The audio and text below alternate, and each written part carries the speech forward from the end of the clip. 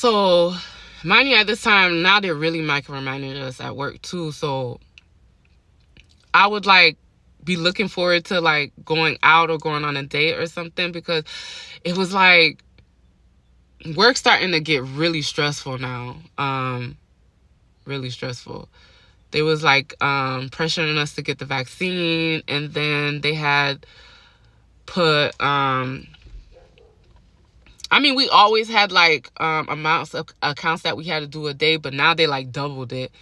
And I was just starting to get frustrated at work, and then always having to hear Nancy's complaining about training people, and then she's talking about them, how they're not doing well, and then she got other people, like it was just aggravating after a certain time. So mind you, going back to the dating situation, so mind you, Anthony and Devon did it at the same time. I don't know, it was so weird with both of them. So they went weeks, because I remember like we even wished each other a happy Thanksgiving, and at that, like, I stopped celebrating, but we went to Jolene's house for Thanksgiving and to celebrate or something like that, because Jolene made like the best Haitian macaroni and cheese. I don't know, I even stood there, because she made it for my birthday when we came back from Mexico. Stood there and watched her make it, and I'm so mad, because since we're not friends no more, like, I really want to try to make it, but I can't even remember what all the stuff that she put in it. Oh, that shit was so good. Okay, let's get back to the story. Sorry. I told you I love food. So, yeah, so they both, like, end up giving me their number, and was like, after like weeks, like we was on the dating for like a month or 2 months before they actually gave me my number, which I thought that was weird, because I'm like, usually dudes be just giving me their number for me to call them, even though I know that's a bad sign or whatever. That's why I won't call somebody off rip. Like, let me get to know you first, because if I have to block you, there's no point of me giving you my number in the first place. So I'd rather know if I'm going to end up blocking you or not blocking you, or we're going to keep this going back and forth. Because if you're the type of person that's just going to keep disappearing every other day, I don't got time for that. So then I ended up texting both of them. We started talking for like weeks. No, actually, Devon, we never talked on the phone, which was weird. We never talked on the phone. Anthony, we talk on the phone. Like, that's what I really started to like about him too, was because like he worked at the VA hospital. So he would call me when he was in between his shifts or working in between rooms or whatever, and we would just talk like that. Mind you, I'm not a phone person.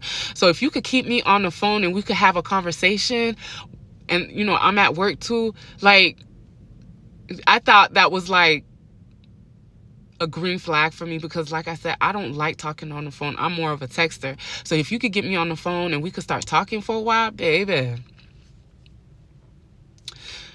you got my attention.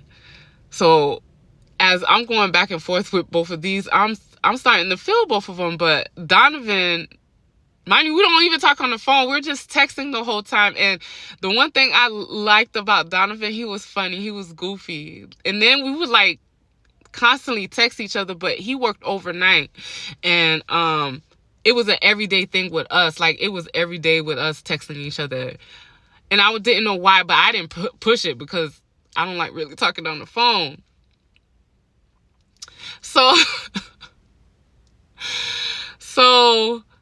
when it comes down to the dude in Orlando, he ends up out of the blue just hitting me up. And when he hits me up, he's like, come over. And I'm like, what do you mean come over? And he's like, come over. So I'm like, you can't just spring that on me. Like, how do you know if I have gas money to get down there? Like, that's why I plan when I come to you. You can't just say, I'm not around the corner from you. I'm literally an hour and a half away from you. So it's not like I could just in my car and then come to your apartment like in 15 minutes. So I was already aggravated. Like, why couldn't, if you knew that you wanted me to, why didn't you let me know? We've been talking all week. Why didn't you let me know that on Monday? That's what really started me thinking. I was like, yeah, you must either got a living or you must got a girlfriend or something that must have came back, because for you to just end up hitting me up like that, no notice, no nothing like that, something's up. So then the next day, I just wrote him this paragraph talking about, look, I know and by this time, we've been seeing each other for a whole year. Not seeing each other, but we've been talking with each other for a whole year. Like, we only messed around, I say, for the 6 months of the whole year. Because at this time, we haven't seen each other going on 6 months. So, I'm like, yo, like, you're not... I'm here for the whole, like, us texting and FaceTiming each other, but at this point, like, what do you want me to do? Like, yeah, I'm gonna just go move on, and, you know, I'm already starting to talk to somebody else. So then he goes, he's like, he knows he's been having a lot on his plate, but he really doesn't want me to leave him. And then he was like, please, just stay a little bit more. Just stay a little bit more. I don't want you to lose me. I don't want to lose you right now. So I'm like, oh, so you do like me like that. I was like, okay, I'm going to stay just a little bit longer.